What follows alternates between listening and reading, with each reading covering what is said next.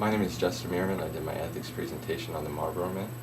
Before I get into the ethics of the Marlboro Man, I'd just like to give a brief overview of the history.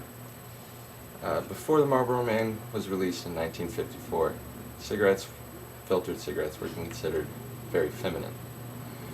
Marlboro saw this as a problem. They wanted to dive more into the male demographic.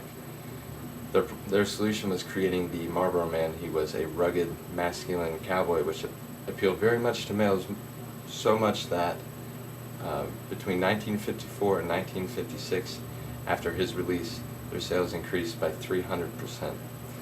A BBC reporter named Kate Connolly called it one of the most brilliant ad campaigns of all time. Next, I'm going to show you a small clip of a couple posters that were Marlboro Man advertisements.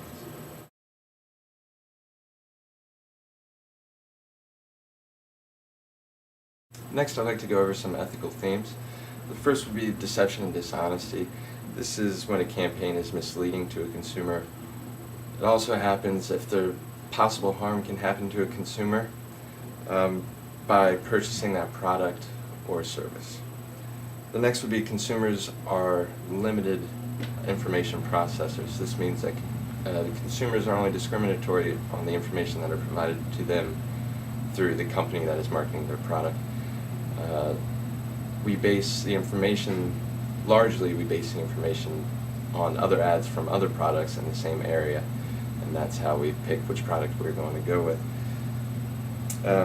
Finally, it would be the simple moral debate of right and wrong. Is it right for this company to do this? Is it wrong? An interesting side note is that 3 of the actors who played the Marlboro Man in their ads died of lung cancer. They died after promoting cigarettes. They died from the actual product they promoted. This gave the Marlboro Red cigarette the infamous nickname Cowboy Killers. Many of the actors later joined anti-smoking activism, which led to some of them actually bringing lawsuits against the company itself.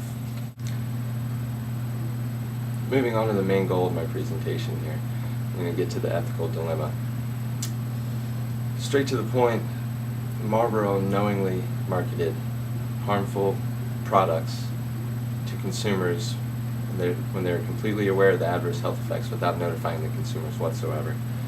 Also, the advertisements led to the idea that smoking was a rite of passage into adulthood or into manhood.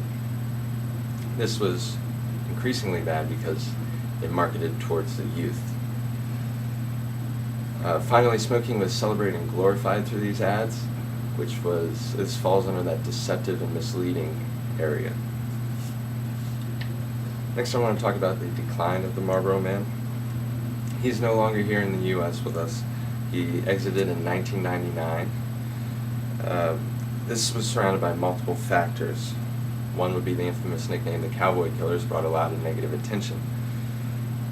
Also would be the anti-smoking activism that came about through the lawsuits from the actual Marlboro Man actors themselves to their deaths, to now you have anti-smoking TV ads, which if you pay attention you don't, I think, ever see any cigarette commercials, but you see immense amount of anti-smoking commercials. So needless to say, the Western sun is set on America's favorite cowboy.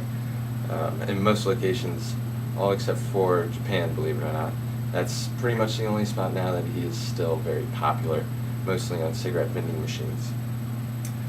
Finally, it's important to notice that times have changed, but not all of these issues are gone.